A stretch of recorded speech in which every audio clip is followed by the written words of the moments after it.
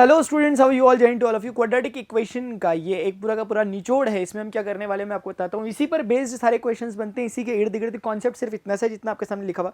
फटाफट से एक बार क्विकली आपके सामने रिवाइज करता हूँ। Relationship between A B C and जो आपके रूट्स होते हैं, यानी कि कोएफिशिएंट ऑफ क्वाड्रेटिक इक्वेशन और जो root of the quadratic equation होता है, उसके बीच का रिलेशन 100% काम आता है। क्वाड्रेटिक इक्वेशन का कोई भी क्वेश्चन हो, आपको एक काम हमेशा करना है, sum of the roots minus B by A equal product of the root C by A equal. इस पर बेस्ड सारे क्वेश्चन होते हैं। एग्जाम्पल के लिए क्वेश्चन आपके सामने रखा हुआ, आप बता सकते हो तो इसका आंसर जरूर बताना। अगर आप समझ पा रहे हैं तो इसका मतलब आपको ये कॉन्सेप्ट समझ में आता है।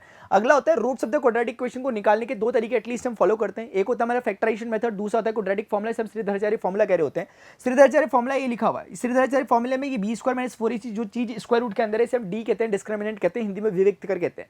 इसी पर बेस्ड होता है आपका नेचर ऑफ दी जो बेसिकली रूट्स का नेचर होता है, वो इसी बात पर डिपेंड करता है कि डी पॉजिटिव है, जीरो है या नेगेटिव है। अगर डी पॉजिटिव है तो रियल और रूट्स होंगे और डिस्टिंक्ट यानी अलग अलग रूट्स होंगे, यानी कि ये दो जगह अलग अलग इंटरसेक्ट कर रहा होगा। इक्वल रूट्स की अगर हम बात करें तो वो सिर्फ टच करके जा रहा होगा आपका पैराबोला, तो इस तरह की कंडीशन होती है, यानी इक्वल रूट्स की केस होता है वो वाला।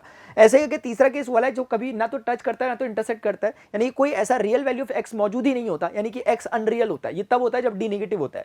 इसके अलावा इस पर जो बेस्ड प्रॉब्लम्स आती है वो एज रिलेटेड प्रॉब्लम आ सकती है, एयरक्राफ्ट से रिलेटेड प्रॉब्लम आती है, जो हाल ही में मैं डिस्कस कर रहा था आपके साथ लाइव में, जिसमें स्पीड वगैरह दी रहती है, इतना लेट से वो पहुंच रहा होता है, स्पीड कम हो जाती है वाला question. Speed distance based question होता है। बोट वाले क्वेश्चन भी पूछे जा सकते हैं, आप इसको ये मत सोचना कि वो अलग तरह की कुछ चीज होती है, नॉर्मल क्वाड्रेटिक है।